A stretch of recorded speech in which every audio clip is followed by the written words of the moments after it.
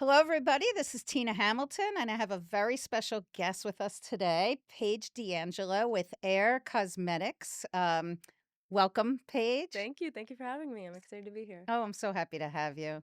Um, Paige has a little different twist than the regular people that we have in EO, as she came to us as a student entrepreneur through our program, GSEA, which stands for, let's see if I can do this, Global Student Entrepreneur Academy Awards. Awards.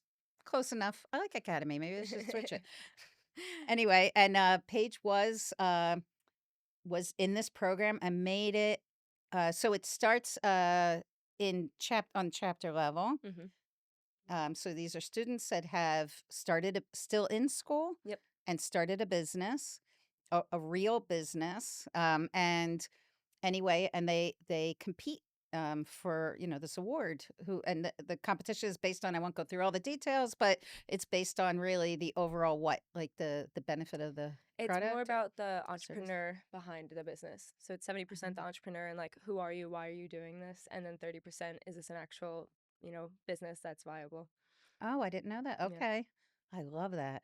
So Paige competed locally, then regionally, then globally, and you made it to what? You were like very close to winning. Yes. The global semifinals. So I was Wow. in like the second to last round before the global championship. But yeah, I represented North America in that All of North round. America. Yeah. Keep that in mind. We have 19,000 members around the globe, and I don't know how many chapters, hundreds, all over the world. And she made it all the way. So very, very impressive. And Thank you. everyone loved Paige. And we've adopted her Yes. in EO because I see her all over the place in EO. We're just keeping her. Yeah. I'd love to talk a little bit about definitely your product and your business, but start out a little bit about your GSEA experience and how that all came to be. Absolutely, yeah. Yeah. So my sophomore year of college is when I thought of the idea for my business and when I started working on it. And of course, as a student, you need capital to get anything Yeah. started. But luckily, there's so many resources regionally in the Philadelphia area for students that are looking to start a business. Oh, So Drexel University was promoting GSEA, the Philadelphia Regionals, and nice. one of my friends applied the previous year. So I thought, why not try it myself? So I applied for the Philadelphia Regionals. We ended up winning and moving on to the U.S. Nationals. Was very shocked to win the U.S. Nationals. They flew us out to San Diego. I say us, it was me and my dad. He came with me. Oh, that's nice. And then we went on to compete for the global semifinals. But it was a really awesome experience. So many, judges with incredible feedback Wow. that I've utilized, and mentors that I still work with today that I've met from the program. It is just a great experience. And they even have their own reality TV show about it called Started Up. Right. Yeah. That's right. So we got to film that. They came and flew to Philly from South Africa to film. No kidding. And yeah, they launched it on YouTube TV and I think on Paramount Plus this year. Um, Is that right? yeah, it's called Started Up. So you can watch our episode on Oh, I'm there. gonna look for it Yeah. now. I didn't know that it was that big of a show. That's incredible. Yeah, it was awesome. I had to miss my college graduation to fly to LA for the premiere of it, Oh, but I yes. figured they kind of outweighed. I remember you asking me about it. We were in Florida together Yeah, and you were saying, I don't want to miss this, but this opportunity. And you, yeah. you already knew your answer. You were just saying it out loud again to make sure. Exactly. Talk about committed. I mean, that's really commitment. Yeah, I mean, it was worth it. And I'm so grateful that I ever applied. The amount of experiences that came out of it were awesome. So how did it help you like on a large scale? How did GSEA help you out? GSCA provides you with a lot of mentorship from the beginning of the time you apply to the competition. You're met with a forum group, and Okay. just like EO members get their forum group, the students also get their own forum group where they can Oh, schedule calls with them, practice their pitch with them, help them rework their pitch, and just ask the difficult questions of, are you thinking about this? What about this question that they might ask? And they really just kind of shape you to be prepared for anything in business and in the competition. So that's probably the most tangible thing I got from it was that all the questions that the judges were asking and my forum group were asking were things that I really had to be thinking about to make the business a real product. And from the when I applied for GSEA, I had a prototype and an idea. When I came back to judge the next year, I had a full product launched. So there was a Wow. full year of actually going through the process of getting a real product out on the market that I had GSEA to lean on. So you literally were being trained to start your own company Yep, and getting exposure and benefiting in so many ways. absolutely. That's incredible. It really was. And I had no idea that I was, it was that profound until I look back on it now and say, oh my gosh, that decision that I made, which helped me, was because of this conversation I had with an EO member. And when we're talking about judges, we're not just talking about some random entrepreneurs, et cetera. I mean, if I remember correctly, Kevin Harrington, one of the founders of Shark Tank, was one of the Mhm. judges. And I'm not sure who else, but there's some pretty impressive people. Yeah, It's a big deal. This isn't just a little something, right? yeah, Yeah. it It's really not is. just a contest that you win a cup prize for. Mhm. So now you you went through all that, got so much great exposure, so much great learning. I don't know too many people in EO that don't know about your product, but on this podcast, most likely there are people that don't. So I'd love for you to talk about it. And she has a sample that she Yeah. brought me here. I'm so excited. Um, but I'll let you use it for your to Absolutely. I would love show. to. Yeah. So this is what I created. My sophomore year of college, I invented a formula for mascara that holds the shape of a tablet, and these are dissolvable so that you can refill your container instead of throwing it out each time. And then our container is made of aluminum, so it's safe to wash and reuse for up to 10 years. You can wash it. I Yep. didn't even know that. Okay. Yep. So instead of throwing out your container each time, you hand wash ours, and then you're reducing over 10 years 50 plastic mascaras ending up in landfills to just one aluminum container. Wow. Yes, and it's a tubing formula, so I don't know if you're familiar with tubing mascara. Yeah. I am, but go ahead and Yeah, so for yeah. anyone that isn't familiar, basically what it means is we use natural film forming agents to wrap a tube around your eyelash, and it makes your mascara completely smudge proof. If you've ever seen someone cry with mascara on and it's running and smearing all over the face, ours does not do that, and it makes it seamless and healthier to wash off because it just flakes off the eyes. That's amazing. And yours looks great. Thank you. Yes, I'm wearing it, of course. Yes. Yeah. But yeah, it's definitely been a journey. And when I thought of the idea and had my first prototype, I was a sophomore in college, like I mentioned. And then that year of GSEA went by, and now I am 2 years out of school, but I'm still working on it full time now. Okay. So now it's your full-time job. That's right. Yes. So missing that graduation or whatever was worth it. It was. And now you have employee. Hmm. And is it 1 employee, 2 employees, One couple employee. people, Yes. 1 employee right now? And then, and tell us about how what are you gonna do? Like, how do you take something like this and get it to market? Do you have to sell it to a brand, like a name brand, or how does it work? So right now, I have the leverage of our social media platforms, It's and beautiful.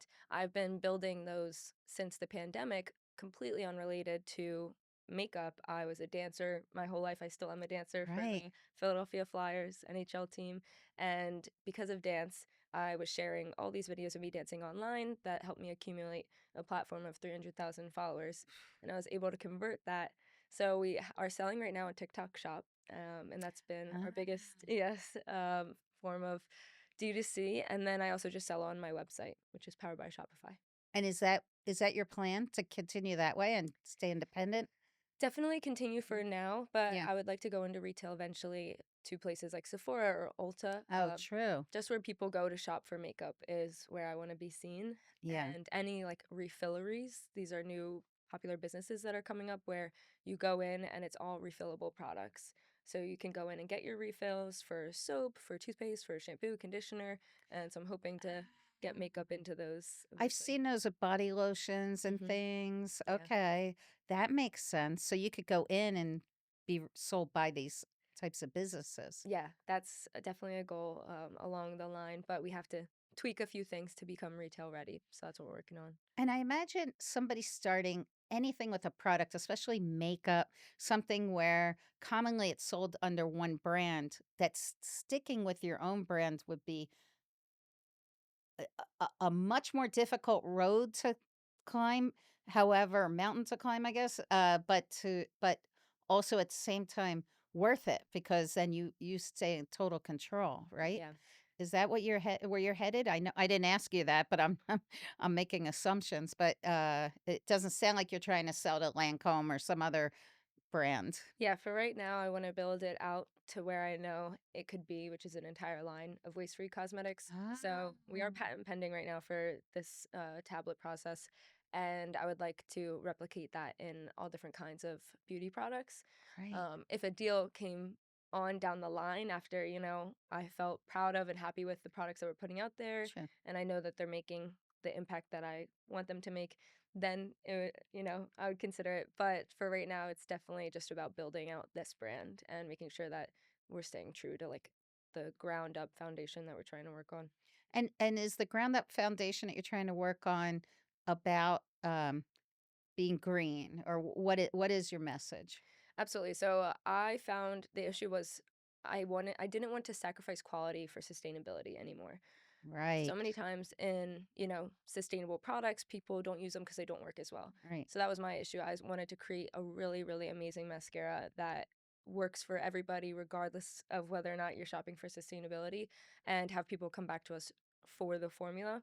But morally knowing that everything we do will be considered, like our environment will be considered in those decisions. So the goal really is to just make high quality makeup Yeah. that's sustainable. That makes sense because sustainable will only last so long. If Yep. people don't like it, they're not gonna, especially mascara, Yeah. because it's the one thing I don't know, I think most women, if they're wearing no makeup at all, they almost always have mascara on, or at least that's how I am, and I think a lot of women are. Yeah, yeah, that's why it was the first direction to go into. Because whether you're wearing a full face of makeup or, like you said, nothing at all, Yeah, you usually have mascara on. right. Yeah. Because otherwise a lot of us anyway look a little tired or whatever, without it with it. So that it's adorable, and this I love this little. I mean, all of this. It's just very classy looking. Like I feel like, oh, my mascara is fancy with this. Like it feels like you have a luxury product, but Thank not you. necessarily luxury pricing, right? Not that Yeah. you need to get into that here, but I'm just saying, like it's available to anybody. I love that. So tell us about what it's like to be a young entrepreneur. What does it feel like? What are you up against? Yeah, it's intimidating because you Mhm. don't have the same experience as a lot of entrepreneurs out there. Sure. And something that I've realized is a lot of people will give you, personally from their experience, their opinions as the end all be all truth when necessarily they aren't always. I've had ran into some experiences of people telling me, oh, no one will ever invest in this, and this, sustainability, nobody cares, stuff like that. And the hardest part is not having like imposter syndrome and just trusting yourself. Yeah. As a young entrepreneur, I know what I'm capable of and I know what I'm going to do. Whether or not a very experienced entrepreneur believes in me, I'm still gonna make it work because I'm sure at one point someone didn't believe in them too. So That's just extremely mature. Because I mean, I remember just being a younger person in general.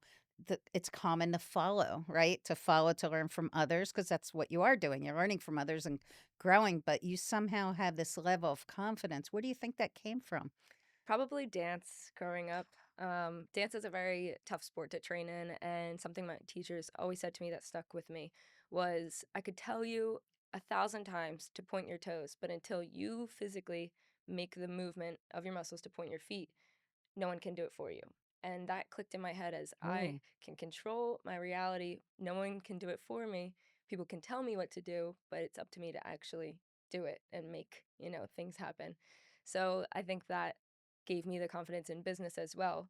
100 people could tell you, oh, this is great, like keep going. You're doing amazing things, but it's up to me to actually put right. in the work and make sure that my goals actually happen. So that dance definitely helped me, and also being able to go on stage in front of, like, 20,000 people Right. helps ease my nerves a little bit, yeah, so that helped me with public speaking. True, right, because so she's a flyers dancer, and I've seen some of your clips online because I follow you, and, you're very good, Thank you. and, right, but you're, like, putting it out there and for, like you said, thousands of people watching you. Yeah, you have to be open for, rejection and failure, and you have to be willing to accept it and just know your worth and know when to learn from something and when to let something go. So someone that's watching this that isn't a dancer and Mhm. doesn't have that, you had that. Some people have great families. I think you might have both great family and this dance, but some people they don't have anything. They don't have a support system. They might not have the dance that gave them that level of confidence, but somehow they feel driven to be an entrepreneur. Mhm. I know I'm putting you on the spot here with a difficult question, but is there something that any advice or anything else that you would offer up? Somebody watching this. Absolutely. Yeah. Mhm. I always go back to everything is figure outable. That's been a phrase Love that's that. mentored my entire life. I talk about sometimes the journey of dance. And even growing up, my family couldn't afford to keep me in dance, but that's what my dad told me. And him and I became the janitors at my dance studio to No pay for dance kidding. tuition. Yeah. So Oh, I love a story. there's a million things, in life that could make someone stop doing what they love and get Right. in the way of doing what they care about. But if you just keep that mindset, everything's figure outable. It doesn't always have to be glamorous, but it's possible. And that's what got me here today. And I would also just say, know your truth and your purpose. And if you always come back to that, then you always have a guideline of where to go and what to work on and know when to, say yes, know when to say no. But definitely always know your truth. That's been my purpose is that I'm working on a sustainable product that's high quality. And that's always what I come back to when I make a Yeah, decision. and it's your truth. Yeah. It doesn't matter what anybody else says. It really doesn't. First of all, the people that are saying to you, "Nobody's gonna buy this," I'm guessing they weren't, skilled research analysts Yeah. or or background in makeup or anything, Mhm. and usually that I found, I've had several businesses, 3 actually in my life, and, the naysayers are the people that sometimes they're the people that fear your success Mm. because it makes them feel like they should be doing more, which of course is not the case. Entrepreneurs it's one career path. Mhm. Um, it's the maybe scariest career path, Yeah. perhaps, because it's all you, Mhm. right? Everything's you. Everything's on you. Like you said, your dance teacher, great. I mean, unbelievable advice. Is it's really always about you. But that's anything that you do in life, right? Yeah. Is it's always you. Yeah. And you're never failing if you're trying. That's right. You could do something and it might not work out the way that you expected it to. I've had tons of prototypes of this mascara that, went Oh, completely berserk, but I wasn't failing because I was trying, and that's every right. failure that I made early on guided me to, what was actually going to be a success, which was like our final formula. But you gotta, if you're going into something you love and something you're passionate about, you gotta be ready for failure and be ready to learn from it. That's right. Yeah. So many entrepreneurs. On a different subject, it really has nothing to do with what you're saying, but it just made me I felt compelled to say it. So many entrepreneurs, start out with no formal education, not even a college degree. I Hmm. mean, if you look at Mark Zuckerberg, there's a whole bunch of them that left college Hmm. to start their businesses. I'm not necessarily recommending that. It's okay, parents. Hmm. But it's really anybody can be an entrepreneur, I Hmm. feel. Hmm. Anybody. There's stories like my own. I moved out of my house when I was 15. Everything in my life should have took me down a very different path. Hmm. But um I don't know. I just had the idea and I just kept going with it. And I think that's what entrepreneurs do. They just keep going. Yeah. I think so many, so, so often, and maybe you've experienced this, Paige, where people come up to me and say, "How did you keep going when times were tough? Why did you keep going? What drove you?" So what did during these hard times, especially when you ordered a bunch of stuff, it didn't work out, like Hmm. that had to be tough. Oh my gosh, it was so embarrassing and Ah, vulnerable. Yeah, I remember the first time I launched the product, there was we did our first inventory run, and we thought it would make more sense to pre-insert the tablets into the base of the container. It would save the customers time. They wouldn't have to mess with the tablets themselves. oh, We just thought it would make sense. Turns out what we didn't know is their exposure to the air for that long dried them out and ruined our uh, brushes. So our very first, after working on this business for 3 years, all my friends and family knew about it. We launched. Most of them were my first supporters, and the first product they got didn't even work. Yeah. ah, So that was really tough, and I just had to, think about the customers in that moment. What is wrong and how can I fix it? yeah, And so what I did to show my support and appreciation for them, because in the beginning stages, my customers are everything to me, Oh and my gosh, I yeah. have to treat them as such. They truly are the only heartbeat behind this business. So I sent everybody a new version of our old mascara, or our new mascara. I sent everyone a new version of the new prototype. We found this airtight glass bottle to package them in, and it works out even better than the Oh, original formula did. Yes. So I sent everybody the new kit, and I just felt compelled to. I felt like I had to. It wasn't fair that the first one that they bought, but it was definitely hard. And I think every time something like this happened, let's say my sister wore one of our prototypes before when it was water soluble. I did her makeup for her friend's wedding and in exchange for feedback on the mascara, and it was water soluble at the time, and it when she cried, it broke down and it oh smeared all no. over her Oh face. no. And it made a huge mess, and she spent so much time at her friend's wedding in the bathroom trying to clean up her makeup. Yes. And luckily it was just my sister, but from that I had a problem that I identified, and the next step was to create the solution. It Right. wasn't to stop. It was how do I fix this? So that's when we pivoted and developed the dissolving solution, which makes it smudge proof and tubing so it doesn't flake off if you cry or have allergies. It won't run or smear, it just flakes off. So, I just embrace it as an opportunity Right.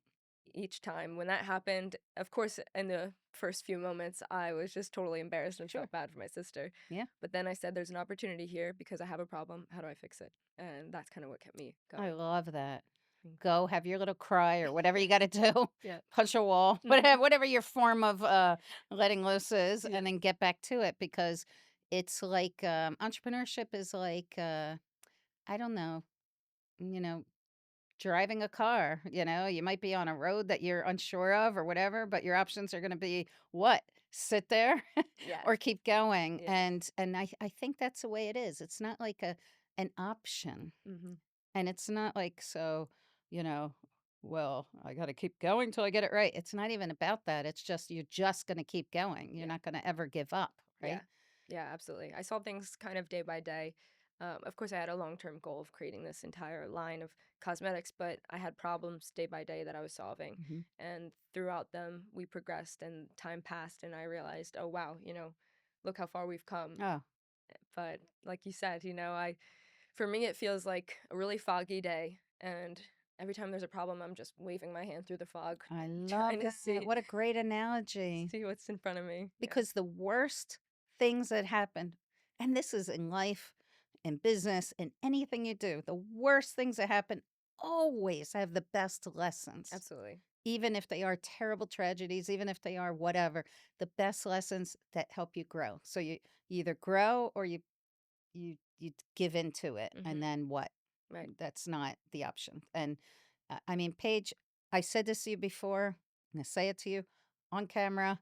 I'm just so impressed with you, and I know there's a whole line of people behind me. I can't wait to see you continue to grow and evolve. And I don't know. I feel like I'll see you on Shark Tank or Good Morning America or something. I just know it. You're just such a great example for so many people. You're humble and you've just done great things. I love you, and I just hope to see great things come, and I can't wait to put on my mascara tomorrow. I appreciate it so much. It really means the world. Yeah. And without people like you and your support and, the EO Oh, community, it's Drexel community, I don't feel that any of this would have been, as possible or where I am today. So I really appreciate it. And of course, have to give the same thanks and gratitude back. oh, well, thank you. Hmm. Thank you for being here Yeah. today. Thank you for having me.